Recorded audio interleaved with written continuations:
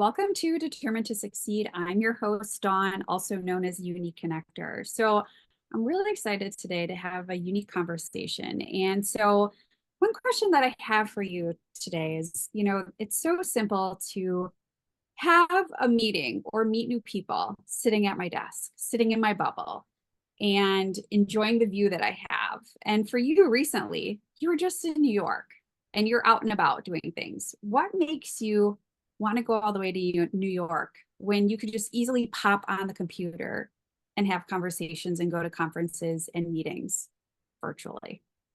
I love this question, Don. It's really great, and thank you so much for having me on the podcast here. It's really an honor and a pleasure to be with you today.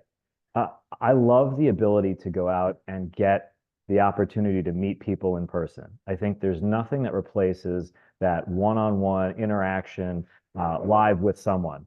Maybe there's some event or some incident that occurs that binds you in terms of that event that's above and beyond just, we could be on a Zoom here from the comfort of our own living room, dining room, wherever you may be. That ability certainly exists, and there's a value to that too. But I think being able to be out in the world and meeting people in some sort of different kind of unique kind of environment is valuable as well. I'll just give you a couple of examples of that. One is I was recently at a networking event where 19 of us got trapped in an elevator for a little over an hour. And of the people in that elevator, I've now had afterwards, certainly there's the harrowing, incident of just being trapped there. And while our lives were not at stake, we weren't at risk. It didn't feel like our lives were, at risk there.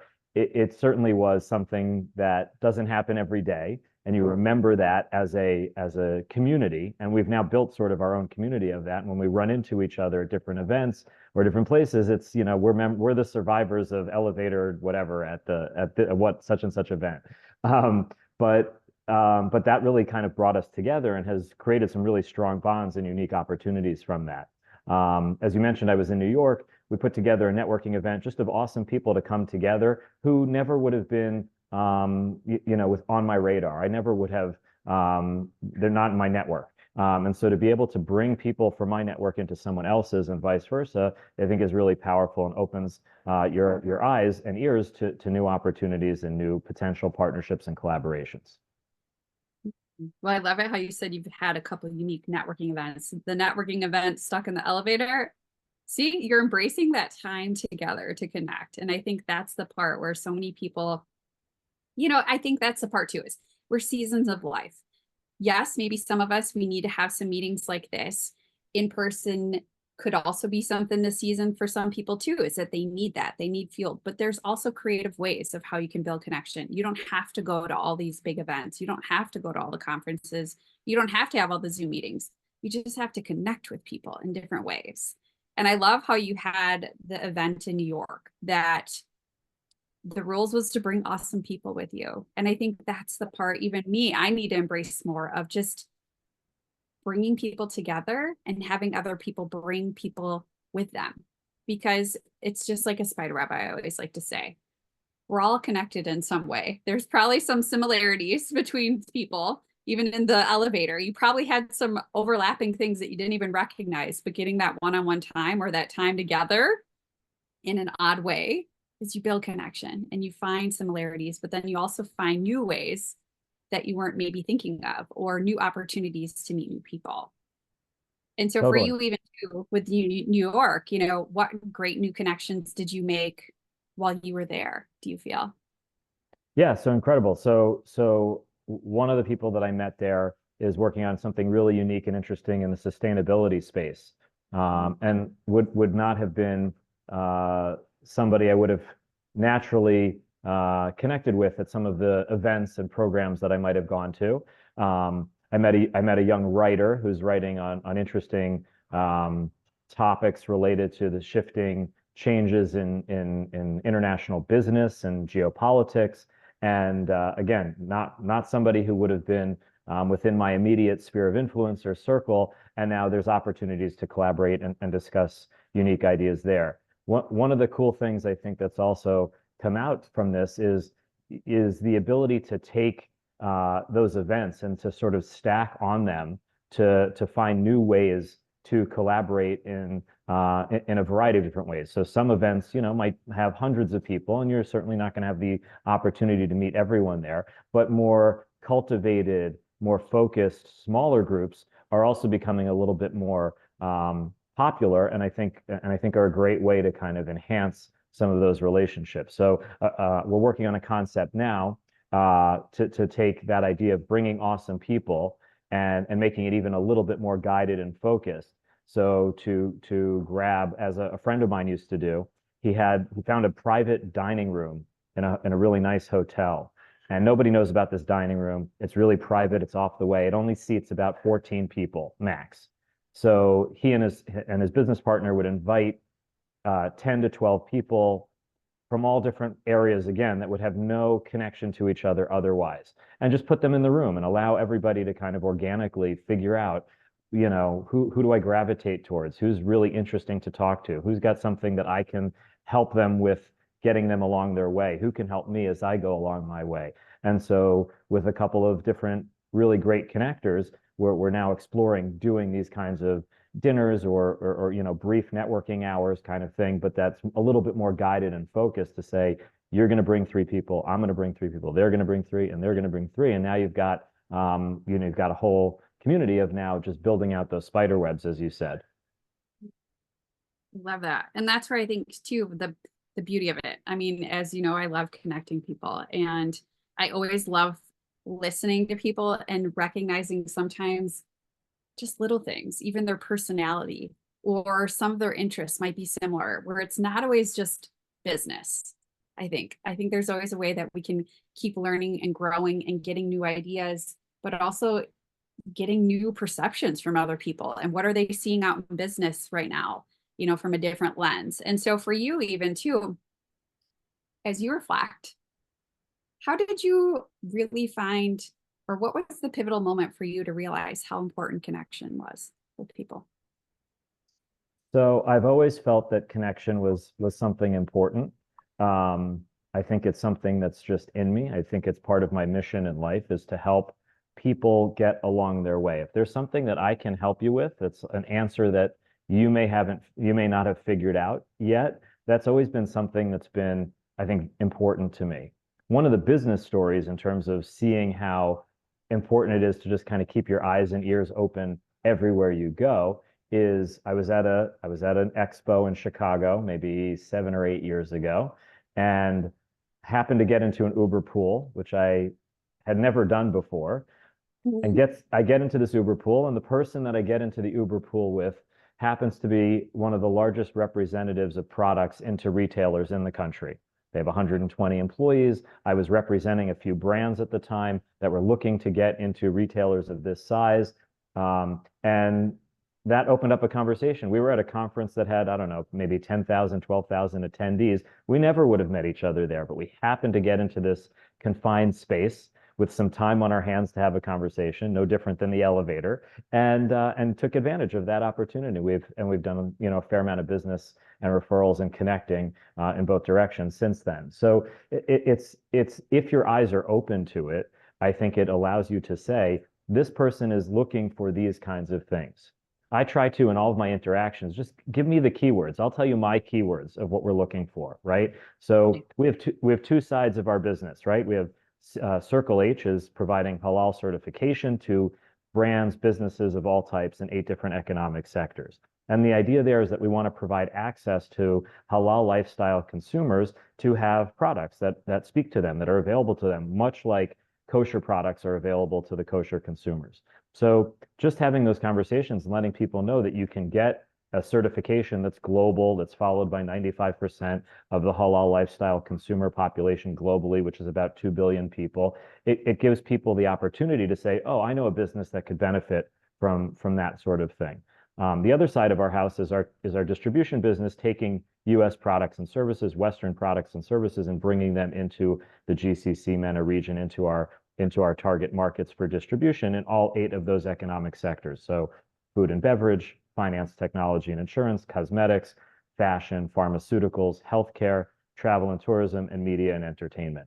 And so just providing sort of those keywords to my connections, to my network, to my database, to my community allows everybody in the community to go and say, oh, if you're looking for this, if you're expanding internationally and you're commercially ready, you got to talk to Uri. If you're looking for certification, you got to talk to Uri. And so it's the same thing that I offer to everybody else. And once you kind of hear that keyword, I'm not as good as AI, but once I hear that keyword, I know Dawn is looking for this. Dawn needs help with that. Dawn is seeking these kinds of customers or business relationships. And it makes it a lot simpler and more streamlined to be able to say, ah, that word clicked for me. It's what you're looking for. It's what they're looking for. We got to connect you.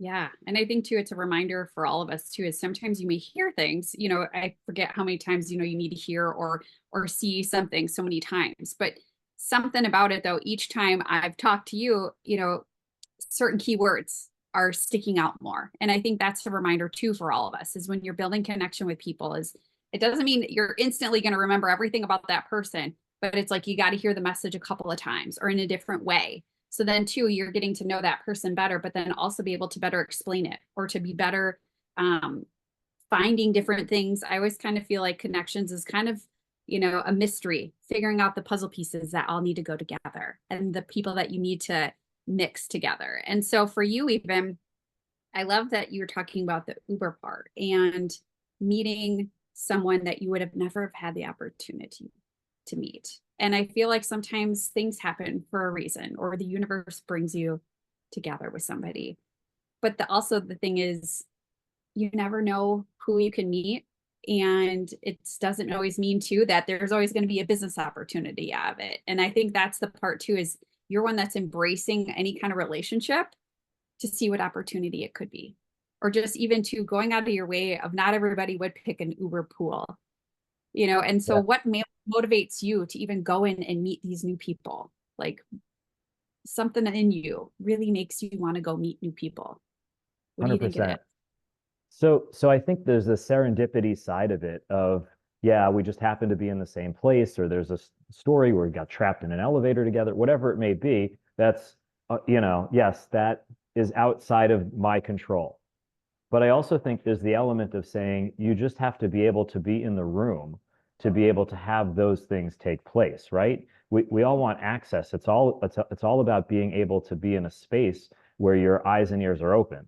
If you're there, then you can find what makes sense and sort of grow it from there. I'm curious, sort of for you, Dawn, as well, because you put on events, you're connected, you're out there. I know you go to a lot of things as well. So what do you see? Like what sort of drives you towards those relationships? I can speak from my perspective. I really just like learning and meeting interesting people. So if you vibe, if we have the same energy, if you're focused on support and providing access and being open and the world is just one big spider web for us all to connect, then as I tell people, you're on my team. If I'm on your team, you're on my team, we're looking to connect in this way, then we'll figure out if there are business opportunities. And maybe there are, maybe there aren't. I send out a weekly events list that just lets people know these are some of the events going on in South Florida. These are some of the resources. Here's where I'll be. I let them know if I'm going to be on a podcast. So I want people to know that stuff so it's available to them, and they'll take advantage of what they want to take advantage of. That's up to them. So I'm curious what sort of draws you as well. Yeah. Well, I've noticed it's something that really fuels me. It energizes me, and getting moments to just reconnect or meet new people, or as some people call me, the Black Ninja. I didn't really realize I did it until couple people pointed it out to me, where I get fueled by when I see multiple people don't know each other and I bring people together and I know interests or little things about them where I'm like, you guys really need to know each other. And then I'm able to let them start talking. And then I'm able to kind of easily walk away and go to the next one. Hmm. And something about that makes me almost validate myself of why I bring people together, but then also to the things that I'm remembering about these people.